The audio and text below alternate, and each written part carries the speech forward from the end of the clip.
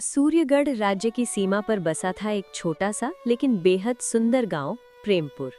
चारों ओर हरियाली थी, पेड़ों पर पक्षियों की चहचहाहट गूंजती रहती और गांव के बीचों बीच स्थित तालाब का पानी सूरज की रोशनी में चमकता था। ऐसा लगता था मानो प्रकृति स्वयं इस गांव की रखवाली कर रही हो। इसी प्रेमपुर में रहता था एक युवक, वीरन।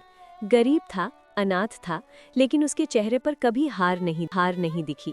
जब वो केवल 15 वर्ष का था, तभी उसके माता पिता इस दुनिया को छोड़ गए थे। उस उम्र में जहाँ बच्चे सहारे ढूंढते हैं, वहाँ वीरन ने खुद को संभाला और मेहनत को अपना सहारा बना लिया। हर सुबह वो अपनी कुल्हाड़ी उठाता और जंगल की ओर निकल जाता, लकड़ी काटकर बेचता और उसी से अपना पेट पालता। एक दिन रास्ते में गोपाल काका ने उसे रोक लिया। अरे वीरन बेटा, कब तक अकेला रहेगा? वीरन मुस्कुरा दिया। काका, पहले पेट भरना जरूरी है, शादी बाद में देखेंगे। काका हंस पड़े। तू इतना नेक है कि तेरे लिए तो कोई राजकुमारी ही ठीक रहेगी। वीरन को क्या पता था कि ये बात एक दिन सच होने से पहले उसे कितनी कठिन परीक्षा से गुजरना होगा। उसी दिन शाम होते होते गांव की हवा बदल गई। कुएं सूख चुके थे, गांव में अफरा तफरी मच गई, बच्चे रो रहे थे। वीरन दौड़कर गोपाल काका के पास पहुंचा। काका, ये सब कैसे हुआ? काका की आवाज कांप रही थी। वीरन, अनर्थ हो गया, पानी खत्म हो गया है। वीरन की नजर एक माँ पर पड़ी जो अपने बच्चे को सीने से लगाए रो रही थी। मेरा बच्चा सुबह से प्यासा है, मैं उसे पानी कहाँ से दूं? उस पल वीरन के भीतर कुछ टूट गया और उसी टूटन से जन्म लिया एक संकल्प ने। अगर इसके पीछे कोई भी ताकत है, वीरन ने मन ही मन कहा, तो मैं उसे ढूंढ निकालूंगा, चाहे मुझे अपनी जान ही क्यों न देनी पड़े। रात भर वीरन को नींद नहीं आई। सुबह होते ही उसे गोपाल काका की कही बात याद आई। रहस्यमयी अम्मा। बिना किसी को बताए वो जंगल की ओर निकल पड़ा। घने जंगल के बीच एक पुरानी झोपड़ी थी। बाहर क्यों खड़े हो वीरन, अंदर आओ। वीरन चौंक गया। इन्होंने मेरा नाम कैसे जाना? अंदर एक वृद्ध स्त्री बैठी थी, चेहरे पर शांति और आंखों में गहरी चमक। अम्मा, मेरे गांव का पानी सूख गया है। अम्मा ने धीरे से कहा।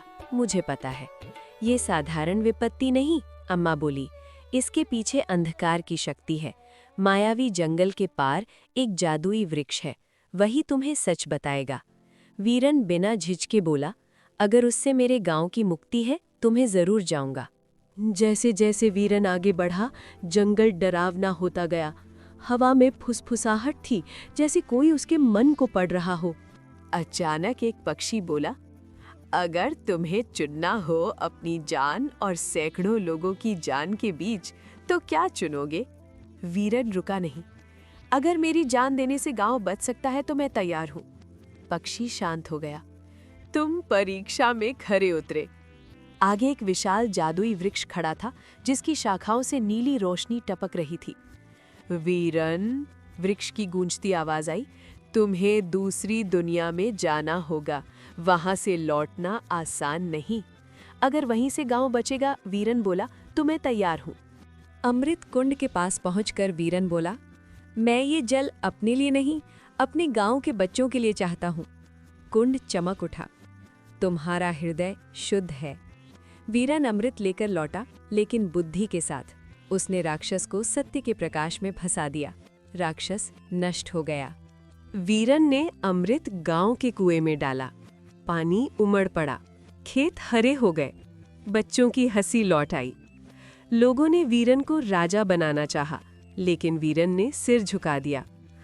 असली शक्ति सिंहासन में नहीं, उसने कहा, सेवा में होती है। जो इंसानियत को चुनता है, वही सच्चा विजेता होता है।